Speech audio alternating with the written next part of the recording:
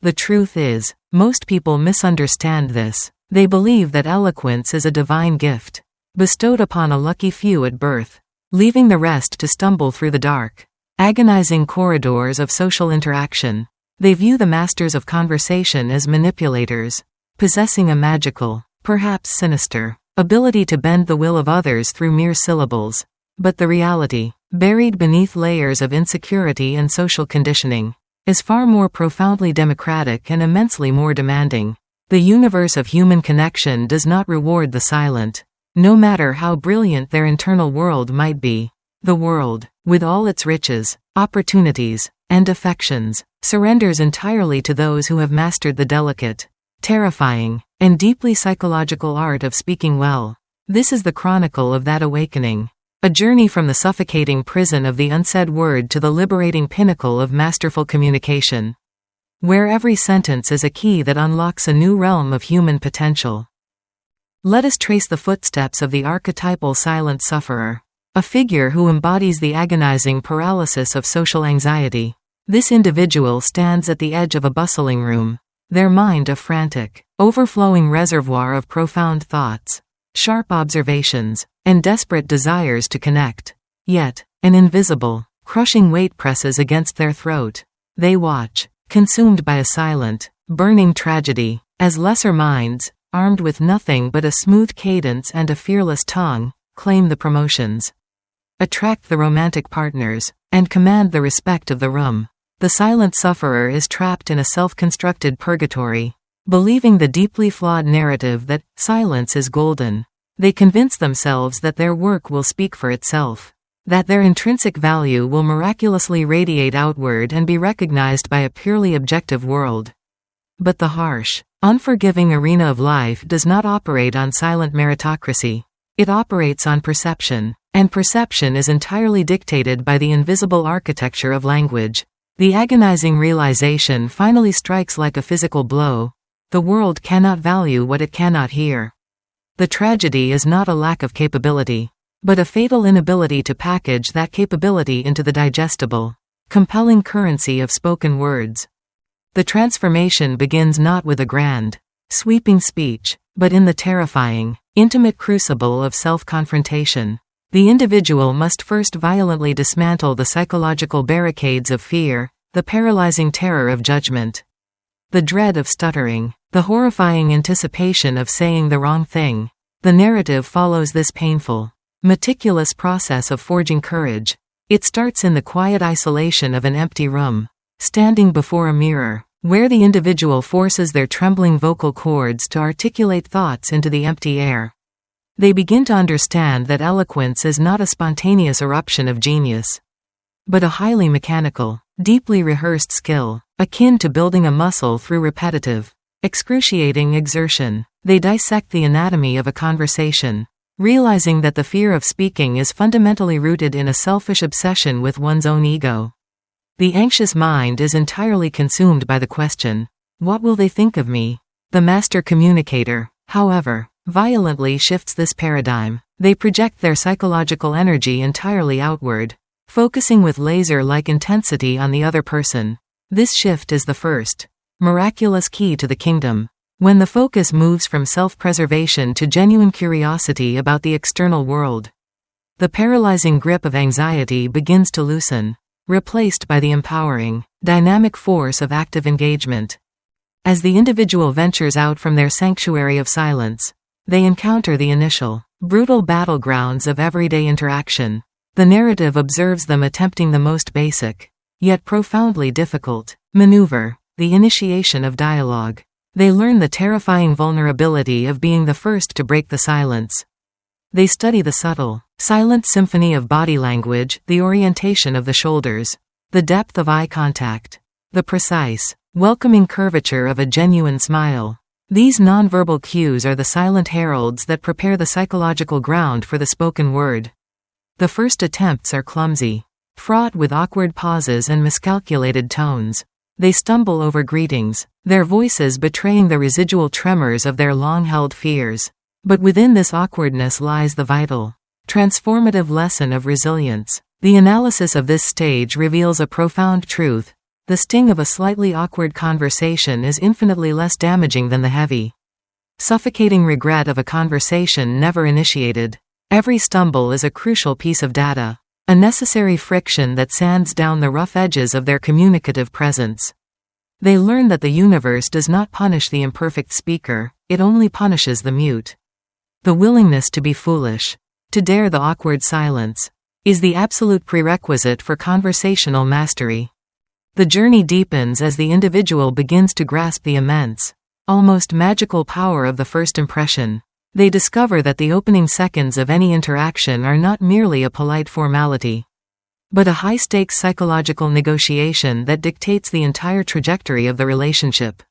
The narrative illustrates this through a critical, high-pressure networking event. The protagonist, once the invisible shadow in the corner, now approaches a towering, intimidating figure of authority. Instead of offering a generic, forgettable greeting, they deploy a meticulously crafted opening. They do not speak of the weather or the mundane surroundings. Instead, they offer a highly specific, deeply researched observation about the authority figure's recent work, delivering it with a calm, measured cadence. The effect is instantaneous and visually striking.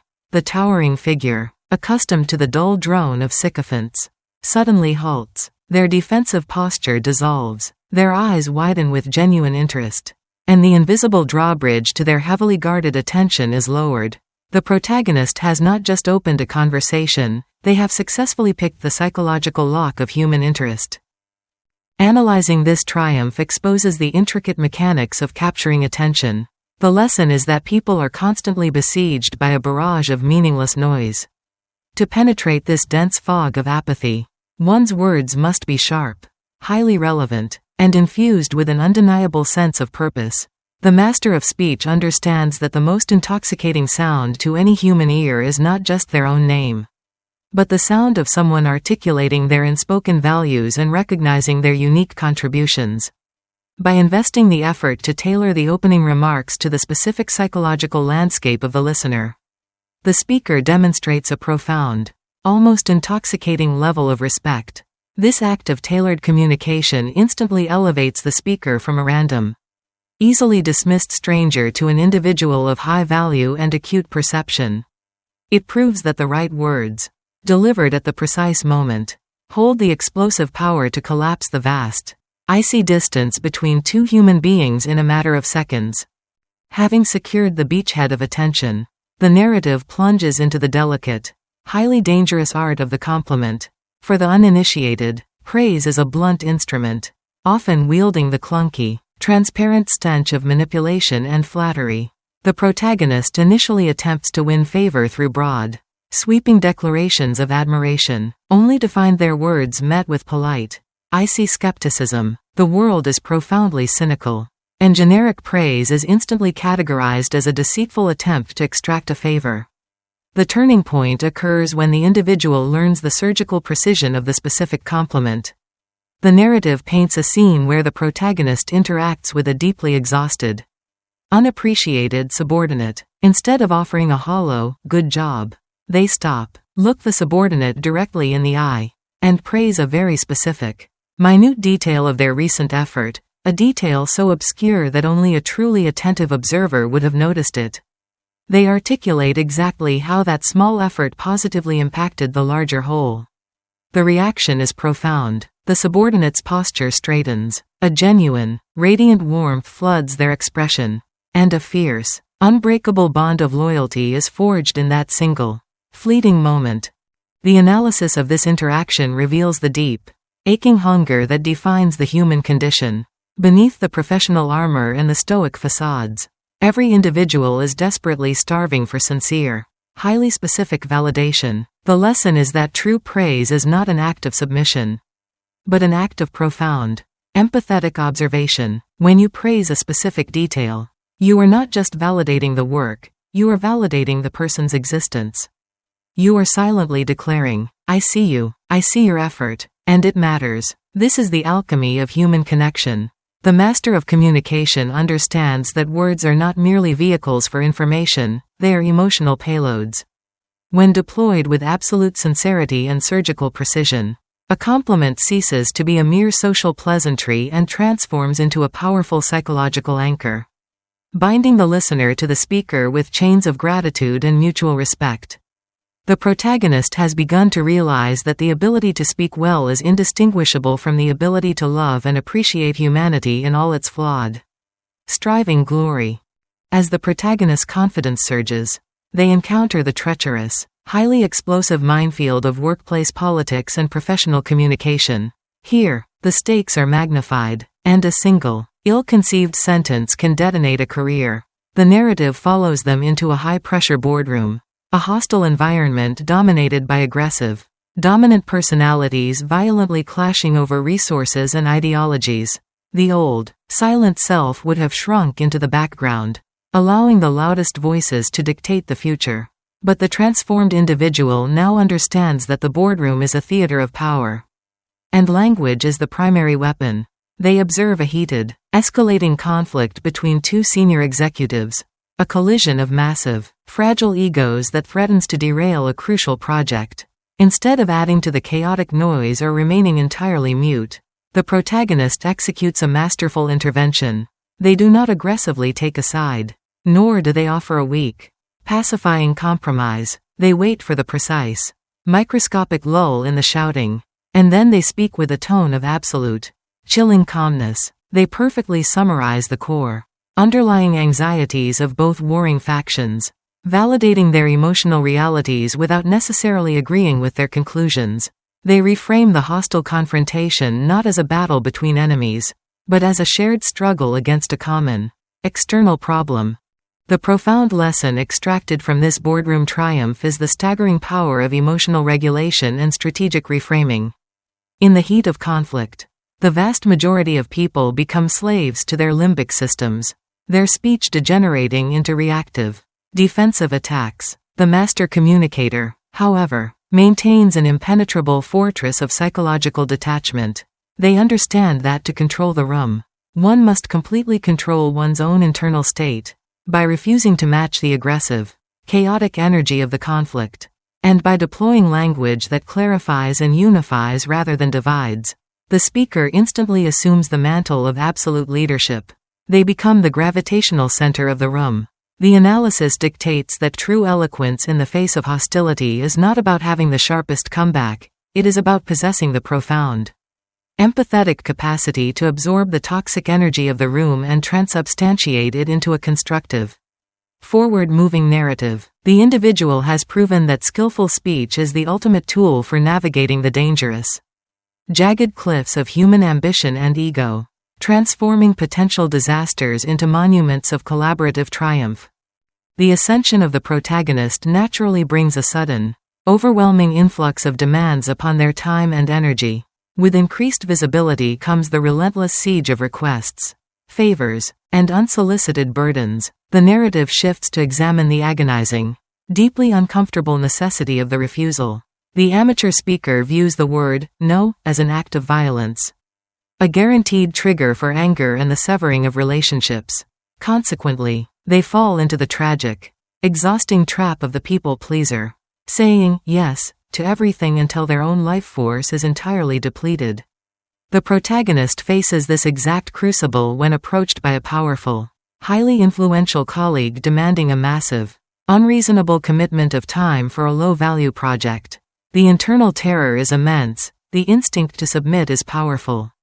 But the individual realizes that their newfound communicative power is useless if it cannot be used to aggressively defend their own boundaries. They must learn the elegant, highly strategic art of the graceful refusal. The interaction unfolds with the tension of a high-wire act. The protagonist does not offer a blunt, offensive rejection, nor do they invent a weak, easily dismantled lie. They employ the sophisticated technique of the empathetic deflection.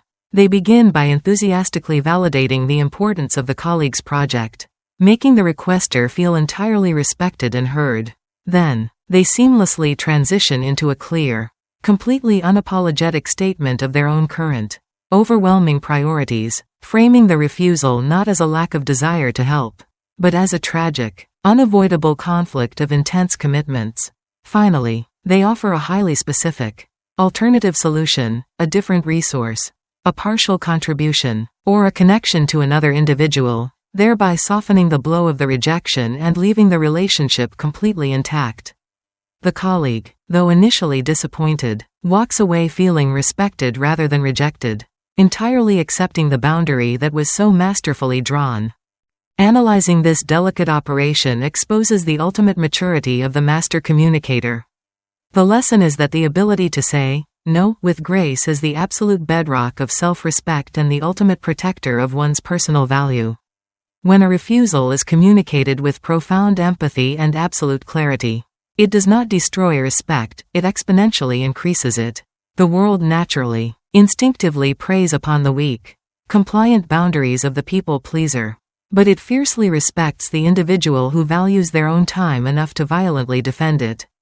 The master understands that a highly strategic, beautifully articulated no is infinitely more powerful and beneficial than a resentful, half-hearted yes. By mastering the art of the graceful refusal, the protagonist has not only protected their precious energy but has also elevated their perceived status in the ruthless hierarchy of human interaction. They have learned that true eloquence is not just about knowing exactly what to say, but knowing exactly when and how to fiercely, unapologetically withhold compliance. The inevitable progression of the master communicator leads directly into the darkest, most terrifying psychological abyss of professional existence, the catastrophic, undeniable failure. The narrative watches the protagonist, flush with recent victories, suddenly plunge into a nightmare of their own making. A massive, high-stakes project collapses due to a glaring, inexcusable oversight on their part. The amateur, driven by the frantic, terrified screams of their fragile ego, would immediately engage in a frantic campaign of deflection, fabricating elaborate excuses, blaming incompetent subordinates, or pointing a trembling finger at the unpredictable fluctuations of the market. They would view an apology as a total, humiliating surrender, a public execution of their professional worth. But the transformed individual, deeply steeped in the advanced alchemy of human interaction, approaches the impending disaster with a radically different, almost alien psychology. They do not flee from the raging fire, they walk deliberately, calmly into the very center of the inferno. As they enter the suffocating, tense atmosphere of the executive office, facing the furious, red-faced authority figure whose trust they have severely violated, they do not offer a single, pathetic syllable of justification. Instead, they execute the terrifying, masterful maneuver of the absolute, unmitigated apology. They look directly into the eyes of the furious superior and loudly, clearly, and completely claim every single ounce of the crushing blame. They meticulously articulate exactly what went wrong, demonstrating a flawless understanding of the disastrous impact their mistake has caused, and present a fully formed, aggressive strategy for immediate restitution. The profound analysis of this seemingly suicidal tactic reveals the ultimate, counterintuitive genius of the master communicator. The lesson extracted from the ashes of this failure is that a rapid, total, and unapologetic admission of guilt completely neutralizes the opponent's righteous anger. When an individual fiercely and publicly attacks themselves, they instantly steal the executioner's axe. The furious superior, totally deprived of the expected, defensive resistance, is left with a sudden, overwhelming psychological vacuum. Their massive, surging adrenaline has nothing to crash against. Consequently, the superior's mind is forcefully shifted from the aggressive posture of assigning blame to the cooperative posture of solving the problem. The master knows that the human ego respects strength above all else. And there is no greater demonstration of terrifying, unshakable internal strength than the willingness to stand completely naked and vulnerable before the consequences of one's own actions. By embracing the absolute worst of the situation, the protagonist not only survives the catastrophic error but miraculously emerges with their reputation for integrity and immense psychological resilience exponentially enhanced. They have proven that true eloquence is not merely the ability to celebrate victories, but the incredible, rare capacity to narrate one's own defeats with such staggering dignity that the world is forced to admire the ruins. With the armor of extreme accountability firmly forged, the narrative propels the protagonist into the high stakes, adrenaline-fueled arena of complex negotiation. Here, words are no longer mere instruments of connection, they are heavy, lethal weapons of persuasion, deployed to secure massive resources and dictate the future of entire enterprises. The scene unfolds across a sprawling, polished mahogany table, where the protagonist faces a consortium of deeply cynical, hardened industry veterans. These opponents are masters of the poker face, employing suffocating, heavy silences and aggressive, intimidating posturing to crush the will of lesser negotiators. The amateur would nervously fill the terrifying silence with a frantic, desperate verbal barrage, rapidly compromising their own position, eagerly offering premature concessions just to relieve the agonizing social tension.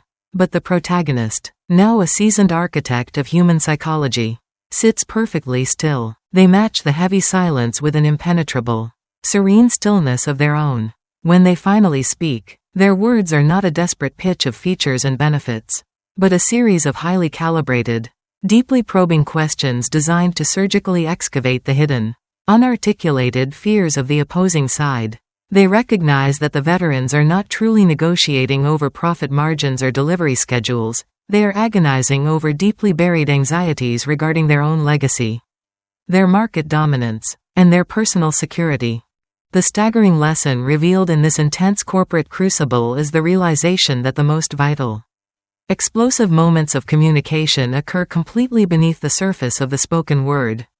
The analysis dictates that successful negotiation is never a logical debate, it is a profound, empathetic hostage rescue mission. The master communicator understands that human beings make decisions based entirely on deep, primal emotions, and then desperately construct logical frameworks to justify those emotional surrenders to the rest of the world.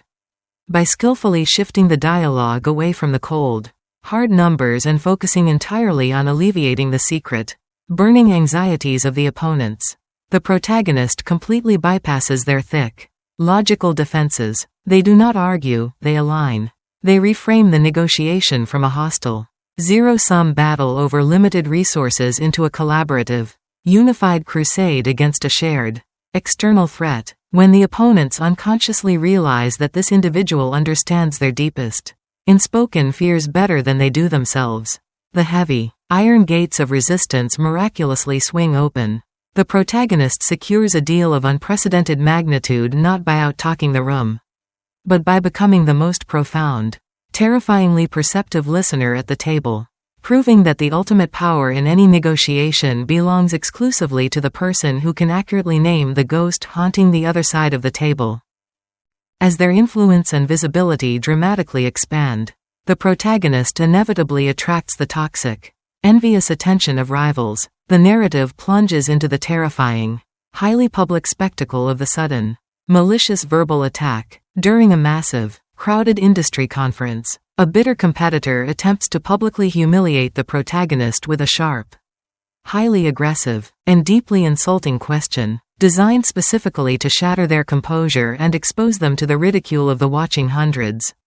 The atmosphere in the massive auditorium instantly crystallizes into a thick, suffocating tension. The crowd holds its collective breath, anticipating a brutal, ugly confrontation or a humiliating, stuttering retreat. The primitive, reactive brain of the amateur would violently explode in defensive anger, launching a counterattack that would only succeed in dragging them down into the mud, fundamentally validating the attacker's premise.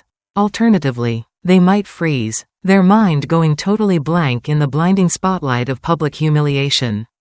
But the master communicator deploys the absolute, most devastating, and highly sophisticated weapon in the entire human arsenal, razor-sharp, self-deprecating humor. Without a single micro-expression of anger, they offer a brilliant, incredibly witty response that playfully exaggerates the insult, turning the malicious attack into a shared, uproarious joke at their own expense, before seamlessly pivoting the energy back to the core, serious topic at hand.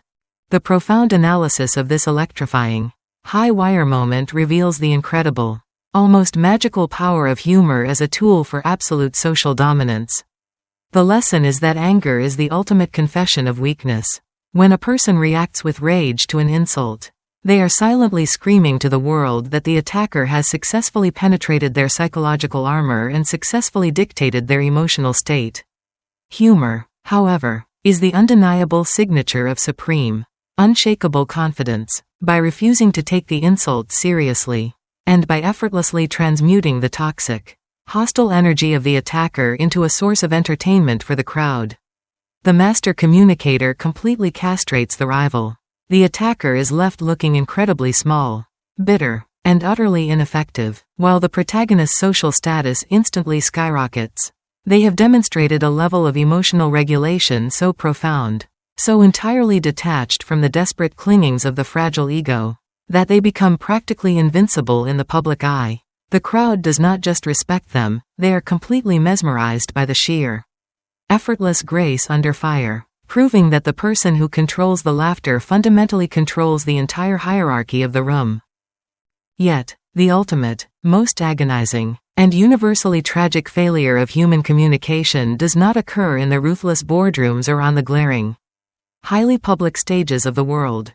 It happens in the quiet, intimate, and supposedly safe confines of the domestic sphere. The narrative shifts its intense, piercing gaze to the tragic irony of the highly successful professional who commands armies with their eloquence by day, only to completely destroy their own family with careless, brutal, and profoundly negligent words by night.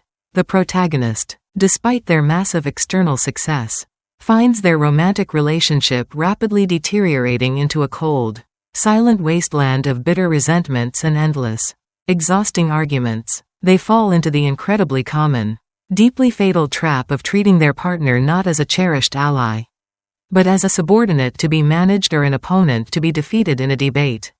When their partner expresses a deep, vulnerable frustration, the protagonist's instinct, honed in the corporate battlefield, is to immediately offer a cold, logical solution, or worse, to aggressively invalidate the emotion with rapid-fire, intellectual counter-arguments. They win the petty argument, but they systematically, relentlessly slaughter the intimacy.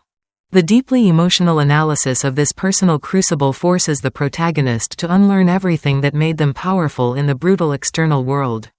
The lesson extracted from the crumbling ruins of love is that emotional intimacy is governed by a completely inverted set of communicative laws. In the ruthless marketplace, words are used to aggressively assert dominance and solve complex, objective problems, but in the fragile, incredibly sensitive ecosystem of love, words must be used exclusively to build a sanctuary of absolute, unconditional safety. The master communicator realizes, with a heavy, crushing sense of guilt, that their partner does not want a brilliant, highly logical consultant. They desperately, agonizingly want a witness to their pain. The transformation requires the absolute subjugation of the problem-solving ego. The protagonist learns the agonizingly difficult art of pure, empathetic validation. They learn to sit in the heavy, uncomfortable presence of their partner's negative emotions without rushing to fix them, without getting defensive, and without offering a single, solitary word of advice. They learn to simply say, with profound, undeniable sincerity, "I hear you, and your feelings make complete sense." This radical, incredibly profound shift in domestic communication yields a miraculous, breathtaking resurrection of the relationship. By completely abandoning the toxic need to be factually right, the protagonist successfully creates an environment where their partner feels entirely, unconditionally seen and deeply understood. The thick, ancient walls of defensiveness slowly crumble, replaced by a rushing, vibrant river of renewed passion and unbreakable trust. The individual discovers that the most powerful, life-altering words ever spoken are not the brilliant, soaring declarations made to a crowd of thousands, but the quiet, incredibly vulnerable whispers of complete understanding shared in the dark. They prove that true mastery of communication is not a rigid, aggressive weapon to be wielded blindly in all directions, but a highly fluid, deeply sensitive instrument that must be precisely, carefully tuned to the specific, unique frequency of every individual soul it encounters. The journey from silence to eloquence is ultimately a journey from deep, blinding selfishness to profound, absolute empathy, a transformation that touches every single, microscopic facet of human existence. The profound, Intimate metamorphosis achieved within the quiet, sacred sanctuary of domestic life serves as the ultimate, indispensable catalyst for the protagonist's final, most spectacular ascension in the broader, infinitely more complex theater of human civilization, armed with the devastatingly powerful, newly forged weapon of absolute, unconditional empathy. The master communicator steps out of the private sphere and directly into the most volatile, terrifying, and deeply hostile environments the modern world can possibly construct. The narrative violently thrusts the individual into the terrifying epicenter of a massive, incredibly hostile public crisis, a situation where the collective, furious anger of a wronged, desperately fearful community threatens to entirely incinerate a vital, sprawling enterprise. Hundreds of deeply aggrieved, highly suspicious individuals have gathered in a suffocating, overheated auditorium, their collective emotional state a highly combustible powder keg of raw, unadulterated fury, deep-seated resentment, and absolute, unyielding distrust. The air in the massive room vibrates with a thick, physical tension, heavy with the terrifying promise of imminent, explosive chaos. The amateur, terrified and hopelessly outmatched by the sheer, crushing magnitude of the collective rage, would foolishly attempt to ascend the stage armed with cold, sterile logic, presenting meticulously constructed pie charts, rigid statistical analyses, and dry, highly defensive corporate jargon. They would desperately attempt to rationally explain away the deep, burning pain of the crowd, inadvertently pouring highly explosive gasoline directly onto the raging, out-of-control inferno of their collective anger by completely invalidating their shared, lived emotional reality. But the protagonist, now possessing an almost supernatural, deeply penetrating mastery over the hidden, invisible currents of human psychology, completely discards the sterile, useless shield of facts and figures. They understand, with chilling, absolute clarity, that when an angry mob is screaming in the agonizing language of pure, primal emotion, answering them in the cold, detached language of absolute logic is a catastrophic, completely fatal psychological error. The master communicator slowly, deliberately ascends the heavy, wooden steps of the massive stage, completely unarmed, physically unprotected, and entirely vulnerable before the roaring, hostile sea of furious faces. They do not immediately rush to speak, deliberately employing the heavy, terrifying, and incredibly powerful instrument of absolute silence. They stand perfectly still, absorbing the violent, crashing waves of the crowd's toxic hatred without flinching, without a single, microscopic gesture of defensiveness, and without breaking their calm, deeply empathetic, and entirely unwavering gaze. This agonizingly prolonged, incredibly deliberate silence acts as a massive, invisible psychological vacuum, slowly, inexorably draining the frantic, explosive energy from the sprawling room. When the heavy, suffocating shouting finally, inevitably fractures into a confused, highly tense murmur, the protagonist utters their incredibly calculated, profoundly impactful first words. They do not launch into a defensive, highly rehearsed corporate apology, nor do they aggressively demand order and respect from the hostile crowd. Instead, they unleash the absolute, most universally irresistible, and profoundly disarming psychological weapon in the entire history of human civilization, the perfectly crafted, deeply resonant, and intensely personal narrative story. The protagonist speaks with a quiet, incredibly powerful, and deeply vibrating resonance, slowly weaving a highly vivid, intensely emotional story that perfectly, flawlessly mirrors the exact, agonizing pain, the deep, terrifying anxieties, and the profound, crushing betrayals that the angry crowd has intimately experienced. They do not arrogantly tell the furious audience how they should logically feel, they vividly, beautifully, and heartbreakingly paint a completely undeniable, emotionally devastating picture of exactly how they already feel, validating their furious anger with such astonishing, breathtaking accuracy that the crowd is entirely, completely paralyzed by the overwhelming, unexpected shock of being profoundly, deeply understood. The incredibly deep, highly complex analysis of this masterful, awe-inspiring public performance exposes the incredible, almost magical neurological supremacy of the narrative story over cold, hard logic. The The profound, undeniable lesson extracted from this massive, public crucible is that the human brain is fundamentally, entirely, and completely hardwired for storytelling.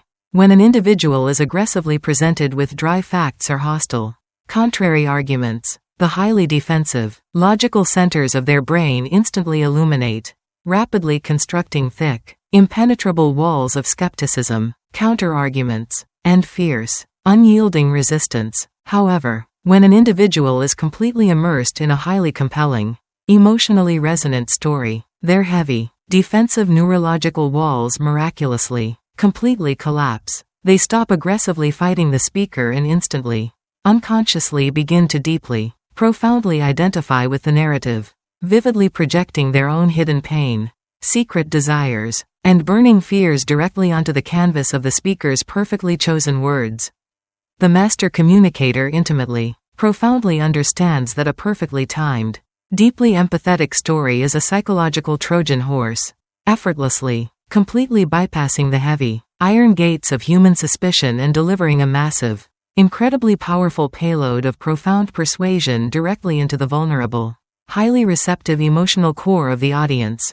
As the protagonist's narrative gracefully reaches its emotional zenith, the previously hostile, furiously screaming crowd has been entirely, miraculously transformed. The toxic, burning hatred has been completely washed away, replaced by a deep, powerful, and intensely unified silence of absolute, unquestioning connection. The protagonist has successfully, flawlessly orchestrated the ultimate, most difficult psychological maneuver. They have completely, entirely aligned their own massive, beating heart with the collective, rhythmic pulse of the massive, terrifying crowd, miraculously transforming a violent, explosive mob into a deeply attentive, profoundly cooperative, and highly receptive congregation. This staggering, completely unparalleled victory completely catapults the protagonist into the absolute, rarefied stratosphere of human influence, where they are constantly, relentlessly called upon to navigate the most incredibly delicate, highly sensitive, and deeply consequential interactions between towering, massive egos and deeply entrenched, incredibly stubborn global powers. The sweeping, intense narrative follows them into the incredibly opulent, highly exclusive, and deeply guarded chambers of the global elite, where the incredibly wealthy and the massively powerful engage in silent, highly destructive wars of absolute dominance.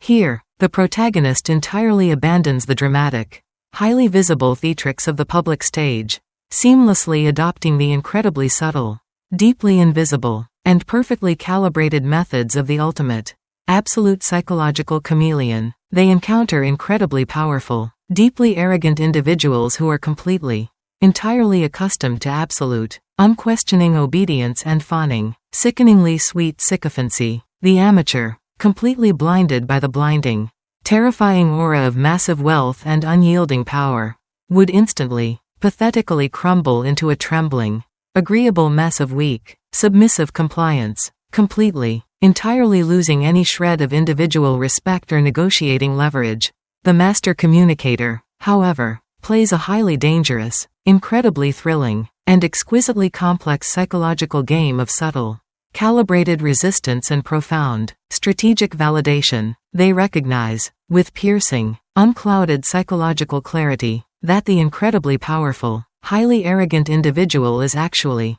secretly starving for an authentic, intellectual equal who possesses the terrifying, massive internal courage to gently, intellectually challenge them without ever, for a single moment, triggering their massive, highly fragile, and deeply insecure ego. The profound, intricate analysis of this incredibly high-level, deeply psychological dance reveals the absolute, ultimate sophistication of human interaction. The lesson is that true, massive eloquence is not always about speaking beautifully, it is frequently about knowing exactly, precisely how to disagree beautifully. The master communicator entirely masters the incredibly rare, highly dangerous art of the constructive pivot. When confronted with a terrible, highly destructive idea from an incredibly powerful, deeply terrifying superior, they never, absolutely never use the highly toxic, instantly alienating word, but, which acts as a massive, destructive wrecking ball to the other person's pride.